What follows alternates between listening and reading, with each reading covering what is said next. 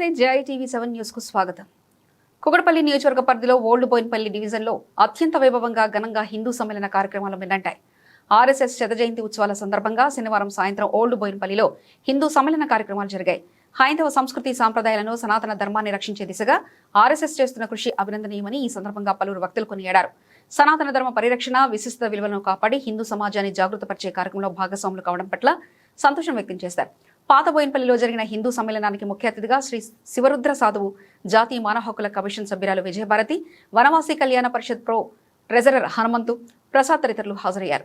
ఈ సందర్భంగా హిందూ సనాతన ధర్మం, ఇతిహాసాలపై చిన్నారులు చేసిన నాటికలు అందరినీ విశేషంగా ఆకట్టుకోవడంతో పాటు ఆలోచింపచేశాయి.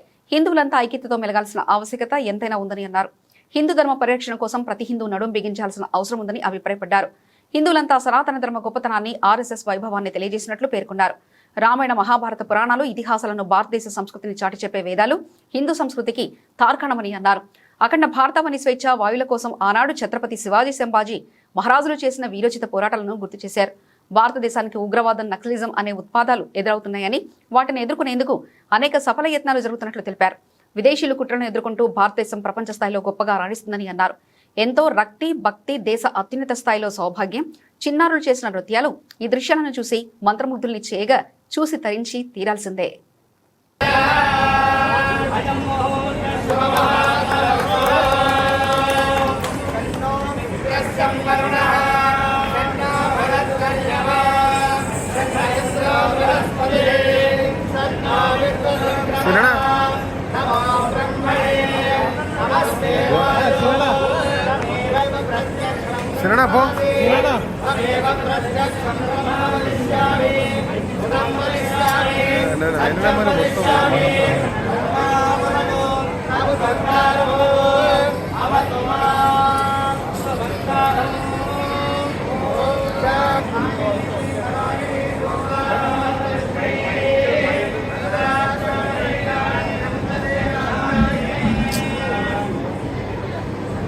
Always make government.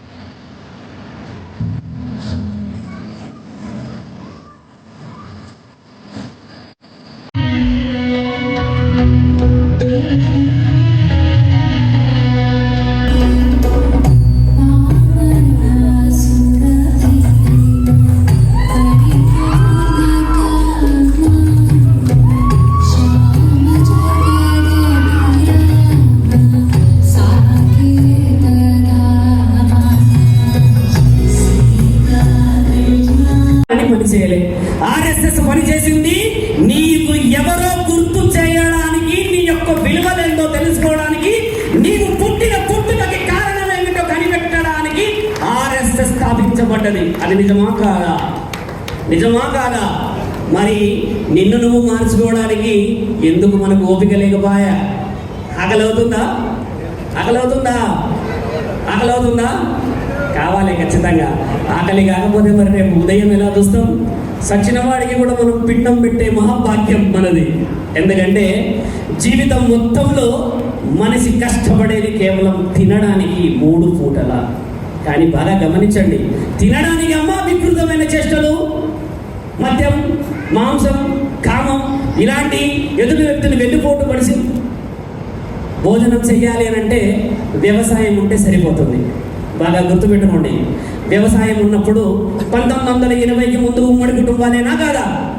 అన్ని కుటుంబాల్లో ఆరోగ్యం ఎవరికి పాడుగాలేదు, అందరూ బలంగా ఉన్నారు.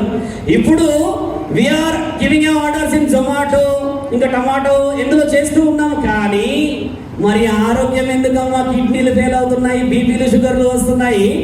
ఇప్పుడు ఉన్న వాళ్ళందరికీ షుగర్ ఎక్కువై ఆకలి అవుతుంది అక్కడ. మరి చూసారా, ప్రపంచం పంచభూతాల సాక్షితో ఎప్పుడు కూడా మనల్ని మోసం చేయలేదు.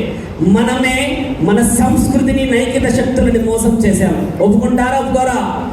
గాలికి ఎన్ని కోట్లు పెట్టాలి? మరి ఇంతసేపు పీల్చుకున్నాము. ఎన్ని కోట్లు పెట్టాలి? నా ధరణి మాత మీద కూర్చున్నాము. ఎన్ని కోట్లు పెట్టాలి? అక్కడ వంట మీద మన భోజనం వండుకున్నాము. ఎన్ని కోట్లు పెట్టాలి? ఆకాశం మనని కాపాడుతూ వస్తూ ఉంది. ఇన్నిటినీ ఉచితంగా పొందుతున్న మనము సనాతన ధర్మాన్ని కాపాడలేమా? కాపాడదామా?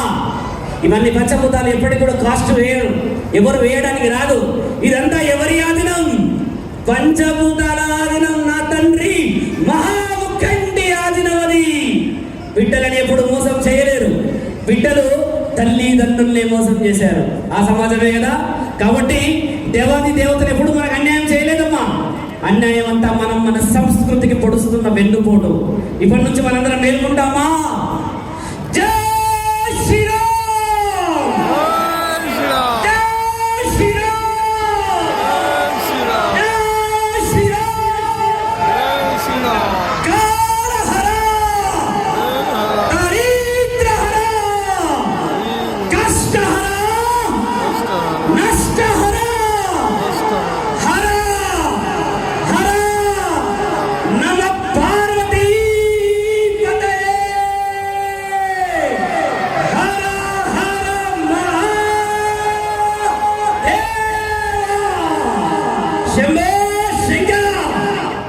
ముక్కండి ఇంకా కళ్ళు తెరవలేడు. నా తండ్రి కళ్ళు తెరిస్తే ఎలా ఉంటుందో చూపిస్తాం మనందరం.